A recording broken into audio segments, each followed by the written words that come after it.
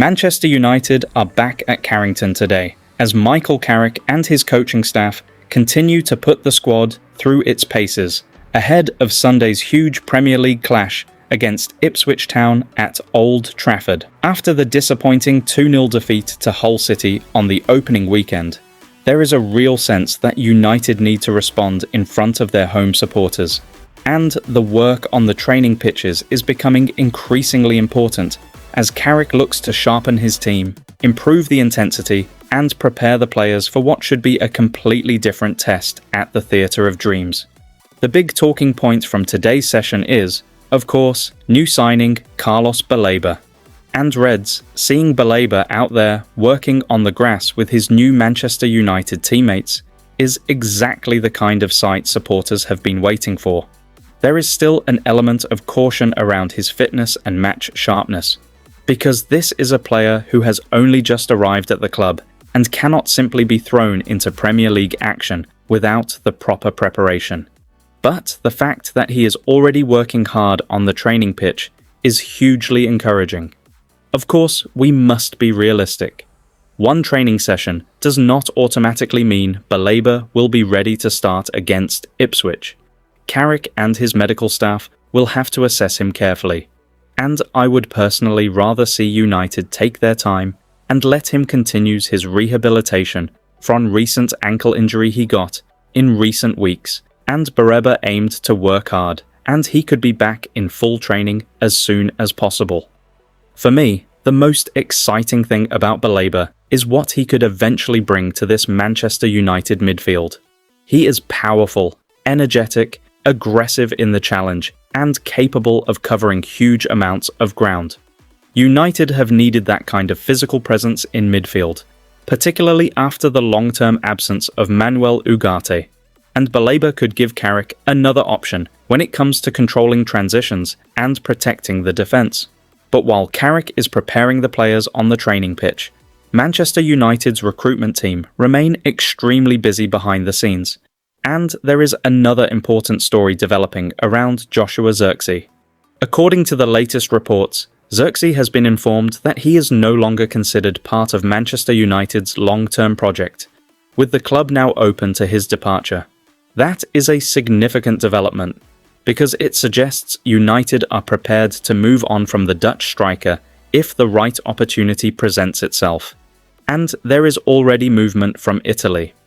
Matteo Moretto has reported that Fiorentina sporting director Fabio Paratici has spoken with Zirkzee's representative to inquire about the financial conditions of a potential deal. The situation is still at an early stage, and there is no agreement at this point, but it is certainly an interesting development. Fiorentina are looking for an attacking option, with Moise Kean potentially leaving, and Zirkzee is reportedly one of the names being seriously considered. The Dutchman also has a strong connection with Italian football after his time at Bologna, so a return to Serie A could potentially appeal to the player. From Manchester United's perspective, this could be another important piece of business before the transfer window closes. If Carrick and the recruitment department genuinely believe Zirkzee is not part of the project, then finding a suitable solution could help both the player and the club. United need players who completely fit the manager's vision, and if there is no long-term role for Zirkzee, a departure could make sense. But what do you think, Reds? Should Manchester United sell Zirkzee permanently if Fiorentina come forward with the right offer, or should the club consider a loan move so the striker can rebuild his confidence and potentially return to Old Trafford stronger? Then we have the left-back situation, and this is becoming one of the most fascinating stories of United's transfer window. Meanwhile, Manchester United remain in contact with Jorge Mendes regarding Alejandro Balde. But according to the latest reporting from Fabrizio Romano, the current conditions of the deal would need to change because United consider the operation too expensive at this stage. That means the door is not completely closed, but United are clearly not prepared to simply pay whatever price is being demanded. This is where United's transfer strategy becomes particularly interesting.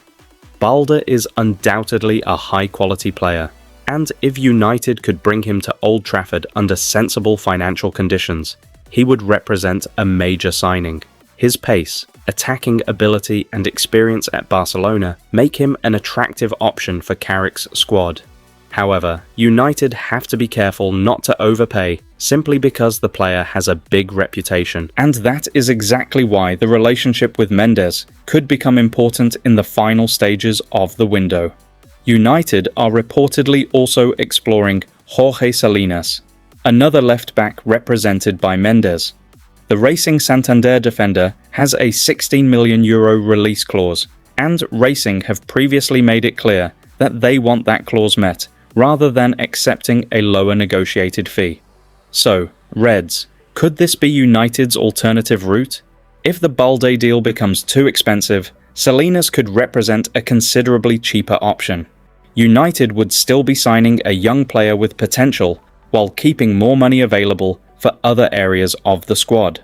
Recent reporting also indicates that United's discussions with Mendes involve both Balde and Salinas, highlighting how important the agent could be to the club's left-back plans. Personally, I think this is where United need to be extremely clever. Balde would be the more glamorous signing. There is no doubt about that. But football is not always about signing the biggest name. It is about signing the right player for the right price. If Barcelona or Balde's representatives are demanding conditions that United consider excessive, walking away could actually be the correct decision. Salinas, meanwhile, could be the kind of signing that excites the recruitment department, rather than immediately dominating the headlines. At just 19, he represents a longer-term investment, and with a €16 million release clause, the financial risk is obviously much smaller than an expensive Balde operation.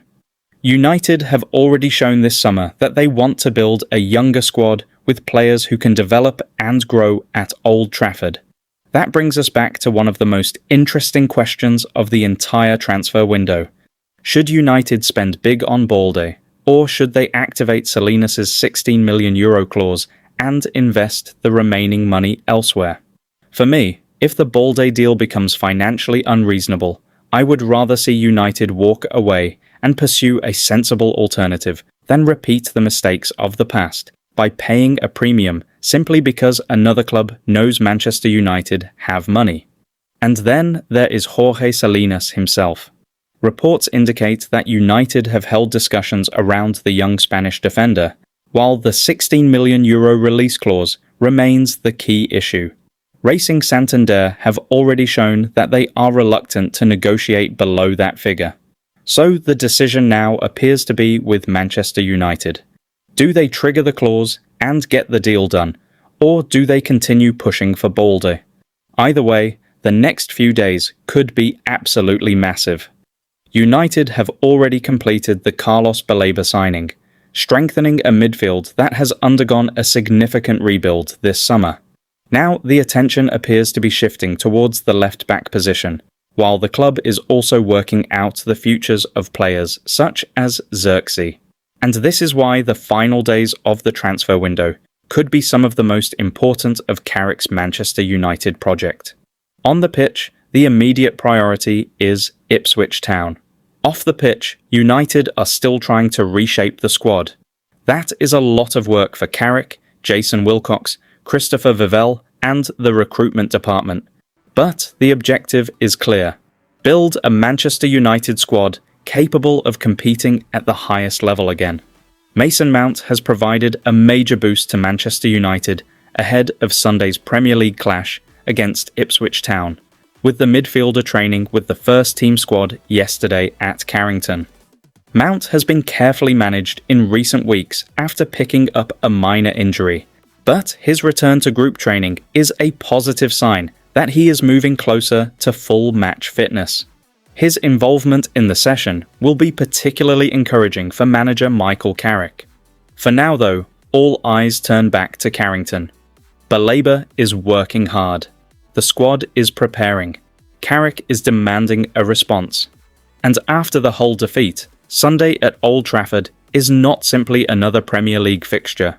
It is an opportunity for Manchester United to show their supporters that the opening day disappointment was only a setback, not a sign of what is to come. Can United respond with a convincing performance against Ipswich?